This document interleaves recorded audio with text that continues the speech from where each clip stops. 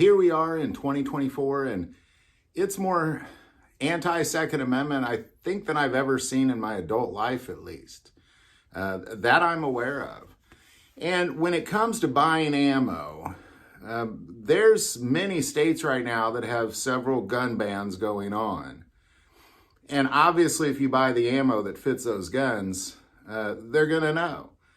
They're going to know. So there's a lot of things that the government can find out right now simply because of your ammo purchases.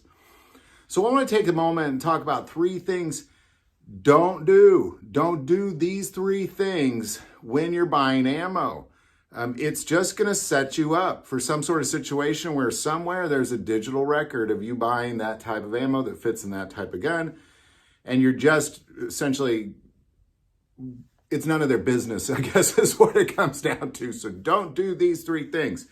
Number 1, don't ever let them scan your driver's license. I can promise you that if you're in the state of Illinois and they scan your driver's license, or a state like that, California, Oregon, Washington, Jersey, New York, I'm going to go on and on and on. If they scan your driver's license, it's going to, when you buy a certain type of ammo, they're going to know. They're going to know what kind of ammo you're going to buy. They're going to know how much of it you bought. And even if you don't live in one of those states, same thing. Don't let them scan your driver's license. If somebody needs to scan your driver's license to buy ammo, don't buy ammo there. I want to take a moment and thank our sponsor, of course, and that's Jace Medical. Not only for sponsoring this channel, but for really providing what I believe to be one of the best preps anybody can make, which is having an emergency supply of all sorts of antibiotics and a 1-year supply of your chronic meds. Like if you have a heart condition, if you're taking meds on a daily basis and things go out, you're going to need meds. There's certain meds that I need to take every day. So now I have a year's supply, and they're not substituting, because I still get my prescription from my doctor. They're just sitting there. In case of an emergency, I have a year's supply, my wife as well. Number 2, don't use your credit card. I'm going to recommend you no longer use a credit card to buy guns and ammo, both. Because credit card companies now will flag your purchase and report you to the local authorities as well as the ATF.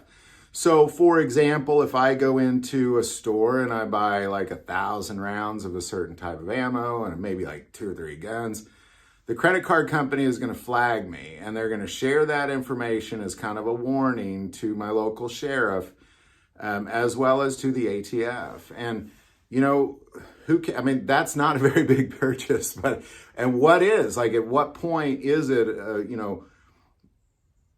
too much to be flagged or too odd? Like what is that thing? So I don't even use my credit card at all or my debit card to purchase anything at the gun store at all. Just use cash. It's almost as good as money. Number 3, and this one is going to take a little effort on your part, but if you live in one of the anti-Second Amendment states that, not only require you to scan a driver's license or have a permit to own a gun, like any of that stuff, unless you could just freely go buy a gun and you don't need a permit, you don't need anything, you just can buy it and you're not limited on what guns you can buy, unless you live in that state, one of those states, I'm going to recommend you never buy ammo in that state that you live in. For example, if you're in Illinois, come on over to Missouri. You're not going to have any problems, and we're right next door. And I know this requires a little effort. I understand that. But do it when you're traveling. Like if you have a summer vacation planned with your family, just as you pass through certain states, stock up on ammo.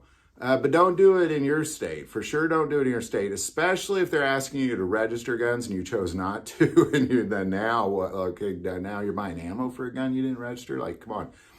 So that's really, it's a bigger threat than ever before. I don't think I would have made a video like this 2 or 3 years ago. But here we are. What kind of ammo you're buying and how much of it is going to raise eyebrows to a lot of different folks that have no business even looking your direction. So don't do those 3 things. Don't let them scan your driver's license. Don't use a credit card. and don't buy it in your state if you live in an unconstitutional anti-Second Amendment state.